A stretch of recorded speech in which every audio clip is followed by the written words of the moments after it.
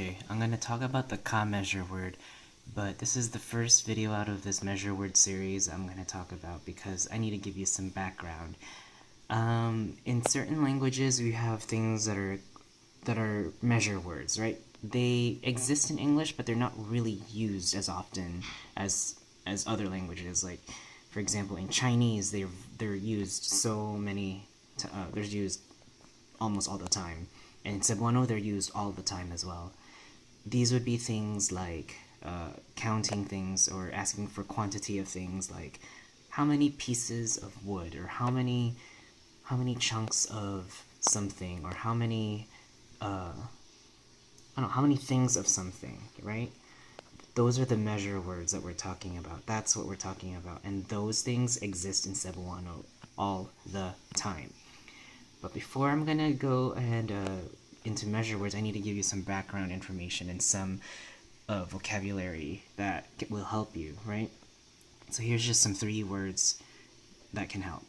The first one is pila, right? And pila is a word meaning how much or how many in quantity, right? So pila is just asking for how much or how many in quantity. And I'm going to give you the example sentences shown below. Now, if we add in the prefix or the affix tagpila, which changes the meaning of pila because now you're asking for a cost or a price. It's specific to a cost or a price, alright? Tagpila is specific to a cost or a price. Pila is just, okay, how much or how many of a quantity of something, right? But tagpila now changes it to asking for a cost. Right, so the first sentence is tagpila ni, right? Because remember, tagpila now means asking for a cost, so tagpila mi, tagpila ni, right? Or tagpila na, which means that. Tagpila ni is how much is this, right? How much is this? Or tagpila na, how much is that, right? Next one is tagpila ang bayad. How much is the fee, or how much is the payment? How much is the whatever I have to pay, right? Tagpila ang bayad. And lastly is pilay edad nimo karon. Remember, it's not tagpila, so it's pila now. So you're asking for how much or how many. Pilay edad nimo karon. How old are you now? Pilay edad nimo karon. Notice how pila is one of those words that take that e, irregular e postfix of ang, right? So it's asking for how much or how old are you now. What's the subject of the sentence? It's going to be the age, edad, which means age. It's from Spanish, edad, age. But because that postfix still comes before the noun, right? The postfix still comes before that noun, but it's just attacked onto pila.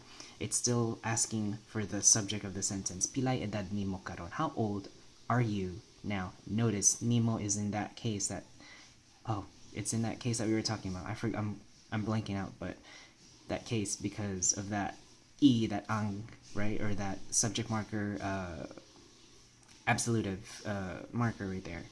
And then karon just means now or today, right? Pilay edad nimo karon, right? How old are you now?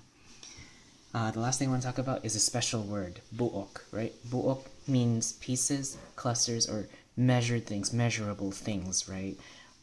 How many pieces of meat do you want? How many pieces of chicken? How many pieces of paper? Or how many pieces of rocks? How many pieces of marbles? How many pieces of I don't know. It's just that word that expresses a certain quantity or a piece of something or a chunk or a cluster of something, right? It's that measure word that we commonly have in Cebuano, and this is very important. Alright, so this is just some background information of the ka measure word, and the next video will explain the rest.